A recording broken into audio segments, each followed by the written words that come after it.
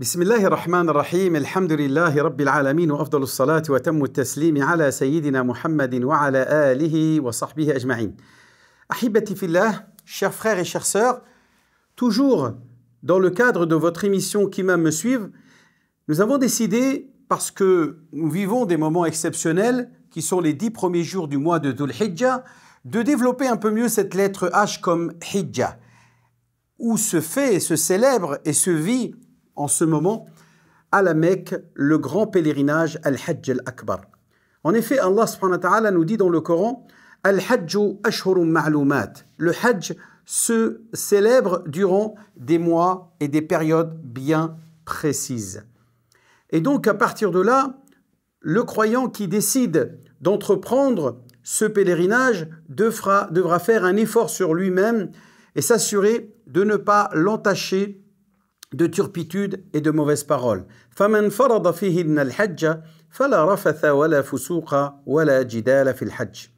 Et il devra même éviter toute discussion et débat stérile et futile. Le croyant donc qui part et qui accomplit ce pèlerinage à la Mecque va avoir une des trois intentions. Soit le ifrad, c'est-à-dire le hajj sans umrah, soit le qiran, c'est-à-dire le hajj associé avec la umrah ou précédé de la umrah sans qu'il soit séparé. Donc qiran qui veut dire rassemblage de la umrah, comme l'a dit le prophète alayhi salatu wassalam, en croisant ses doigts, elles resteront liées jusqu'au jour de la résurrection en parlant de la umrah et du hajj. Ensuite, il existe une troisième manière qui est celle que le prophète a recommandée, qu'on appelle at-tamattu'. C'est la jouissance de séparer la umrah du hajj par une désacralisation, c'est-à-dire d'avoir la possibilité d'une période de repos entre la umrah et le hajj pour se soulager des contraintes de l'ihram, c'est-à-dire de l'habit de sacralisation, que sont ces fameuses deux étoffes que porte le pèlerin durant ce circuit qu'il accomplit. Ensuite, le croyant, après avoir terminé cette umrah, va remettre et reporter sa tenue de ihram, de sacralisation, afin de se diriger vers la seconde étape, la première étant la Kaaba, autour duquel il a accompli la circumambulation et le parcours entre le Safa et le Marwa, et s'est désacralisé durant cette umrah. Il part pour Mina le 8e jour du mois de Dhul Hijjah, qui est le 12e mois du calendrier lunaire.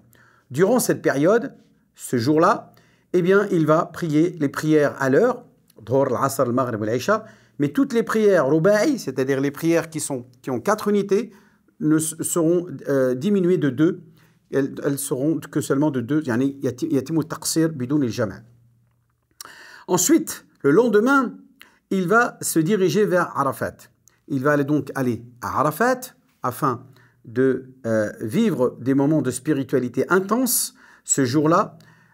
Et c'est donc le jour qui correspond au 9e jour où, dans le monde entier, les musulmans, eux, vont jeûner ce jour de Arafat par recommandation de notre prophète bien-aimé Mohammed sallallahu alayhi wa sallam. Alors que les pèlerins, eux, sont dans la foi, dans la supplication, dans l'adoration, dans l'évocation d'Allah subhanahu wa ta'ala à Arafat. Eh bien, c'est ce jour-là où Allah subhanahu wa ta'ala décide de descendre dans le ciel de ce bas monde et interroge ses anges en leur disant « Ma arada haoula » que me veulent ces gens-là? Ja'ouni shu'than ghubra. Ils sont venus avec plein de poussière et des cheveux en tignasse. Que me veulent-ils? Les anges diront « Ya Rab, ô Seigneur, tu sais mieux que personne ce qu'ils veulent.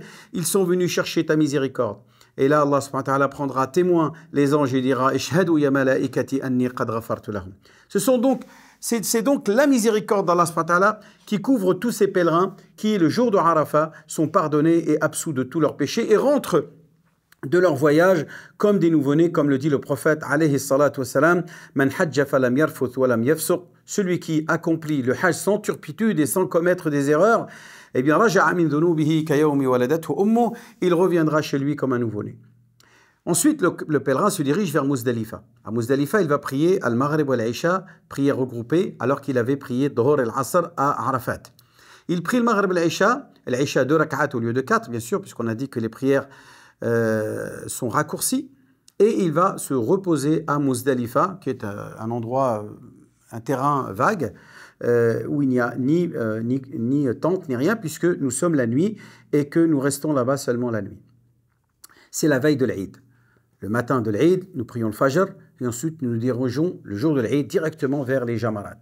Nous jetons nos 7 cailloux aux Jamarat, les 7 cailloux que nous avons ramassés à Muzdalifa. Nous, ensuite, nous dirigeons vers la Mecque afin de faire le tawaf et le sa'i ben al-Safa wal Marwa, qu'on appelle tawaf al-Ifada, qui est le tawaf du Hajj. Ensuite, le pèlerin va se couper les cheveux. Il pouvait se couper les cheveux avant le tawaf, mais c'est à son choix de les couper avant ou après le tawaf. Il va donc être totalement libéré et va pouvoir se désacraliser, la désacralisation majeure, ce qu'on appelle at-tahallul al-akbar, التي يبيح له بها كل شيء حتى العلاقات مع زوجته. Il pourra même avoir des rapports intimes avec son épouse après avoir accompli cette circumambulation qu'on appelle tawaf al-ifada ou sa'i ben al-Safa wal Marwa. Suite à cela, il revient à Minan parce qu'il doit impérativement séjourner à Minan entre le 10 et le 11e jour du mois de Dhul Hijjah et entre le 11 qu'on appelle Yawm al-Qarr et ensuite du 11e jour au 12e jour qui est en fait le 12e jour Yawm al-Farr qui est le jour où est-ce que le pèlerin peut enfin quitter Minan après avoir jeté les cailloux dans les 3 Jamarat. La petite, il jettera 7 cailloux, à la moyenne 7 cailloux et 7 cailloux à la grande Jamarat. Il aura ainsi terminé, parachevé l'intégralité des rites du grand pèlerinage, le Hajj al-Akbar, et il fera pour parachever son pèlerinage une rotation, une circumambulation, un tawaf al-wada' d'adieu, dans lequel il va dire au revoir à la Kaaba en espérant pouvoir, en implorant Allah subhanahu wa ta'ala qu'il ne le prive pas de revenir. Voilà ce que résume le pèlerin qui accomplit le grand Hajj, qui est quand même une période assez éprouvante. Donc ce que nous recommandons à tous ces pèlerins, c'est de s'imprégner de patience et encore de patience et d'endurance. Voilà les recommandations en implorant Allah subhanahu wa ta'ala qu'il agrée leur pèlerinage et agrée à tous ceux et toutes celles qui ont jeûné ce jour de Arafat et qu'il ne les prive pas un jour de pouvoir eux aussi accomplir ce grand pèlerinage à la Mecque. Inch'Allah, ya Rabbil Alamin, wa akhiru da'wana anil hamdulillahi Rabbil Alamin, wassalamu alaykum wa rahmatullahi ta'ala wa barakatuh.